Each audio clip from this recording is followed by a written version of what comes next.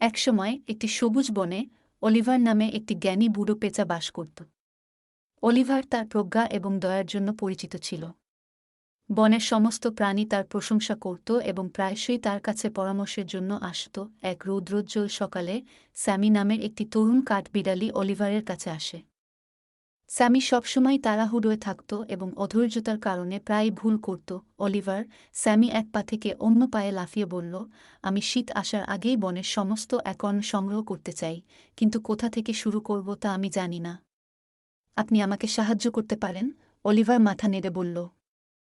অবশ্যই স্যামি, তবে মনে রাখবেন ধৈর্য এবং পরিকল্পনা গুরুত্বপূর্ণ। তাড়াহুড়ো করলেই ভুল হবে। স্যামি শুনেছিল কিন্তু শুরু করতে খুব আগ্রহী ছিল। তিনি কোনো পরিকল্পনা ছাড়াই ছুটে গেলেন, এলোমেলো জায়গা থেকে একর্ন সংগ্রহ করে। তার তাড়াহুড়োয় সে তার সংগ্রহের চেয়ে বেশি একর্ন ফেলেছিল এবং এমনকি বনে তার পথ হারিয়ে ফেলেছিল। বিকালের মধ্যে স্যামি ক্লান্ত হয়ে পড়েছিল এবং তার হাতে মাত্র কয়েকটি একর্ন ছিল। হতাশ হয়ে তিনি অলিভারের কাছে ফিরে আসেন।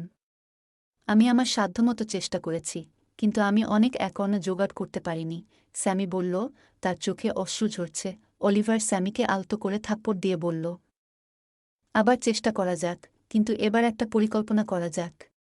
বনকে ভাগে ভাগ করে এক সময়ে এক ভাগ থেকে একর্ন সংগ্রহ করি। পরের দিন স্যামি অলিভারের পরামর্শ অনুসরণ করে।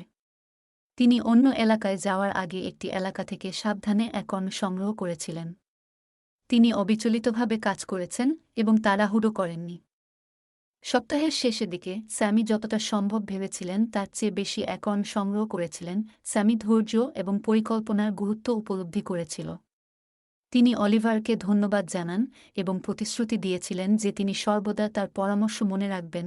সেই দিন থেকে স্যামি বনের সবচেয়ে পরিশ্রমী এবং সংগঠিত কাঠবিড়ালি হিসাবে পরিচিত হয়ে ওঠে। অন্যান্য প্রাণীরা তার প্রশংসা করত এবং সে প্রায়ই তাদের সাথে অলিভারের জ্ঞান ভাগ করে নিত। গল্পের নৈতিকতা হল, ধৈর্য এবং সতর্ক পরিকল্পনা সাফল্যের দিকে নিয়ে যায়।